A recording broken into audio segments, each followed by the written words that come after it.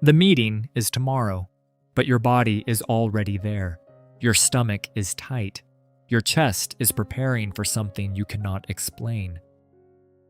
Then a message appears. Do you have a minute?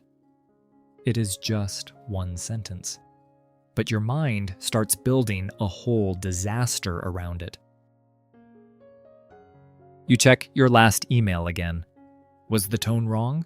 Did you sound careless? Did you miss something everyone else noticed? Nothing has happened yet. No one has criticized you. No one has raised their voice. But inside, you are already trying to survive. This is the part people misunderstand. You are not simply stressed. Stress usually comes after pressure. But this starts before the pressure arrives. Your brain knows it is just work. Your body does not. Your body only knows that someone can judge you, question you, replace you, or decide your value. So every notification becomes a signal. Every meeting becomes a test. Every small mistake feels bigger than it really is. The problem is not that you are weak. The problem is that your nervous system has learned to treat work like a place where something bad could happen at any moment. At first, you try to fix it by working harder. You answer faster. You say yes more often. You try to become impossible to criticize. You become careful with every word. You edit yourself before you speak. You explain too much. You apologize even when you did nothing wrong. And for a while, it looks like it works. People call you reliable, available, responsible, but they do not see the cost. The cost is that your body never turns off. Even when you close the laptop, work keeps speaking inside your head. This is why rest does not feel like rest anymore. You sit down, but your mind stays alert. You open a video, scroll for a while, try to distract yourself, but the pressure is still there. You are not resting. You are escaping. And because you are escaping, you do not recover. You just delay the next wave. Then Sunday night comes. And your body remembers Monday before Monday even arrives. The week has not started, but the dread already has. This is when people start calling themselves lazy. But laziness feels peaceful. This does not feel peaceful.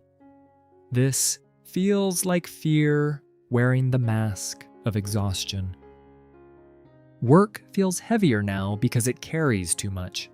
It carries rent, debt, family expectations, your future, your identity. So feedback does not feel like feedback. It feels like danger. One comment can feel like proof that you are falling behind. One mistake can feel like the beginning of losing everything. That is why leaving does not feel simple. Staying hurts. But leaving feels risky, so you choose the pain you already understand. And slowly, work becomes more than a job. It becomes the place where your body learned to brace for impact. The first step is to separate the real problem from the alarm. Ask yourself, what actually happened? What am I afraid it means? What is the next small action?